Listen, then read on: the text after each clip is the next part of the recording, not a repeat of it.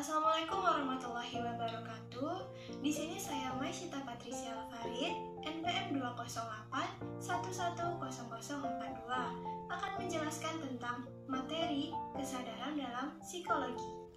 Kesadaran adalah bentuk kesiapan seseorang menghadapi segala bentuk peristiwa maupun peristiwa kognitif yang meliputi memori, pikiran, perasaan, serta fisik.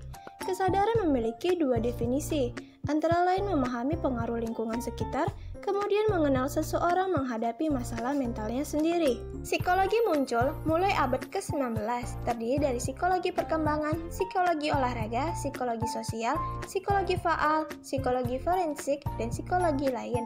Kemudian berkembang memahami pengalaman-pengalaman sadar. Menjelang abad ke-20, kesadaran semakin tidak bisa dipisahkan dari ruang disiplin ilmu. Kesadaran berada dalam lingkup ilmu psikologi yang mendominasi saat itu teori behaviorisme oleh John Watson dan B.F. Skinner. Kerangka kesadaran. Elemen kesadaran tergabung dalam konsep awareness merupakan upaya pengurangan variansi dalam mendefinisikan pengalaman subjektif yang disebut dengan kesadaran. Kerangka kesadaran terdiri dari 1. Attention, 2. Wakefulness, 3. Arsitektur, 4. Recall of knowledge, 5. Novelty, 6. Emergency, 7. Selectivity dan subjectivity. Fungsi kesadaran menurut Barthes dan MC Goffin mengemukakan fungsi-fungsi kesadaran, yaitu fungsi kotak senti, fungsi adaptasi dan pembelajaran, fungsi adaptasi dan akses, fungsi rekrutmen dan kontrol, fungsi pengambilan keputusan dan eksekutif, fungsi deteksi dan penyuntingan kekeliruan. Yang terakhir, fungsi monitor diri. Tingkat-tingkat kesadaran. 1. Tidur. Keadaan sadar dan tidak sadar terlihat paling jelas saat seseorang tidur dan terjaga. Akan tetapi, saat tertidur, kegiatan itu berkurang, seluruh interaksi hilang. 2. Bermimpi.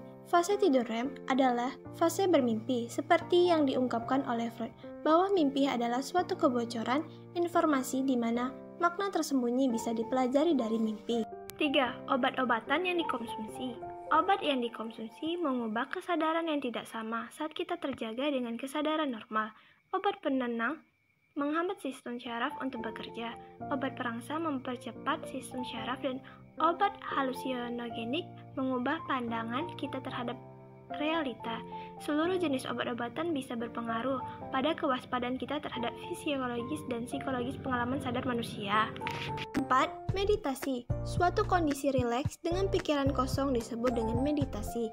Teknik meditasi bisa menggunakan pengulangan nyanyian, mantra, posisi tubuh, dan objek eksternal. Alasan meditasi berupa aspek agama, spiritual, kedamaian, dan kesehatan tubuh. Jenis kesadaran terbagi menjadi dua bentuk, yaitu kesadaran pasif dan kesadaran aktif. Kesadaran pasif adalah kondisi individu yang menerima segala bentuk stimulus internal dan eksternal ketika diberikan. Sedangkan kesadaran aktif adalah kondisi individu yang menitikberatkan inisiatif serta menyaring stimulus-stimulus ketika diberikan. Teori kesadaran. Pertama, menurut Carl Gijang, kesadaran terdiri dari 3 aspek, yaitu ego, ketidaksadaran pribadi, ketidaksadaran kolektif. Ketidaksadaran pribadi yaitu yang paling dekat dengan ego. Pengalaman ini awalnya disadari, namun kemudian dilupakan. Dengan repression atau suppression, ego adalah kesadaran jiwa yang terdiri dari persepsi, ingatan, pikiran, serta perasaan sadar. Bekerja di tingkat konsius, ego melahirkan perasaan identitas. Sedangkan ketidaksadaran kolektif adalah bekas ingatan keturunan para leluhur yang bukan hanya terdiri dari sejarah ras tetapi juga leluhur pramanusiawi. Yang kedua, menurut Sigmund Freud. Freud adalah teori alam sadar mengungkapkan bahwa alam sadar adalah bagian yang dapat berkontak langsung dengan realitas.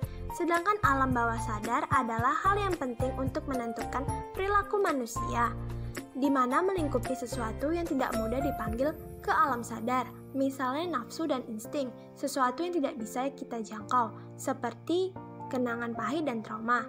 Konsep struktur mind menurut Freud dikembangkan dengan mind apparatus atau struktur kepribadian terdiri dari ID, ego, dan superego.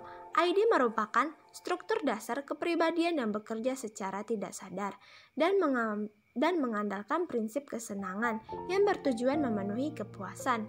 Ego adalah hasil perkembangan ID yang berfungsi untuk mengontrol kesadaran dan memutuskan sesuatu atas perilaku manusia. Dan yang terakhir, superego adalah sesuatu yang merefleksikan nilai sosial serta membuat individu sadar dengan tuntunan moral. Superego berkembang dari ego manusia yang mampu membedakan nilai jelek, bagus, dan suatu moral. Jika terjadi penyimpangan, maka superego akan memberikan hukuman berupa penyesalan kepada ego. Sekian dan terima kasih. Apabila ada pengucapan saya ada yang salah, mohon dimaafkan. Wassalamualaikum warahmatullahi wabarakatuh.